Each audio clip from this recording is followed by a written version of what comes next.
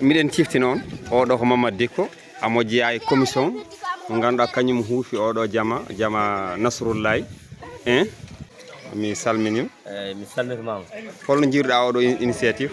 Vraiment sona ene moƴƴi ene waɗi fayida koɓe jaggi hen koɓe mbaɗa tan ɓe jañña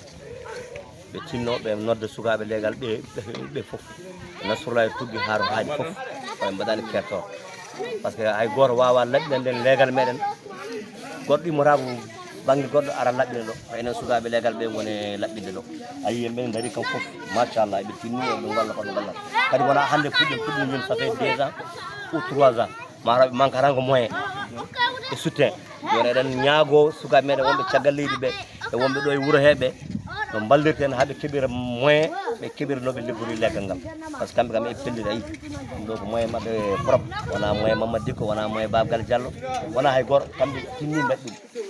voilà min mbiyatno yoɓe tinno ɓe jokka enen kadi joguiɓe woɓɓe joguiɓeɓe yo mbaɓe soutenu guila e baɗe ha e brouette aji ha e ko welnata ñalnade nde fof mbaɗa hen eɗen ñaago dendagal jiɗɗum no nanggude hen tinno naggay ɗum ɗo no jiiruɗa ni hol erago ko noddata ko wayno mairie holko foti wadde hen kamɓene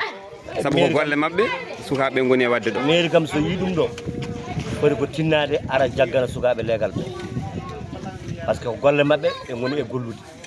eɗen ñaago kadi monsieur le maire yo tinno yo andu sukaɓe leegal Nasrullahi ene tinni pour laaɓal wuuro ngo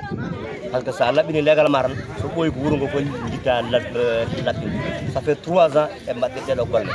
ko manquemade moyen tan min goni amin ñaago kadi dendagal joom moyen en ko wayno Alhaji Abdoulaye walla en Abdou Ndiaye gardiɗo fondation o amin ñaago mo ballal no feewi par ce que a yii sukaɓeɓe koɓe goni e gollude moyen tan manqui voilà ko moyen tan manqui ɗo brouette aji ngala pittuɗi ngala ne manqui minen kam somin keeɓi moyen leegal ngal min liggortogal dongal ha ñeppi e te kadi Madina kadi ma liggi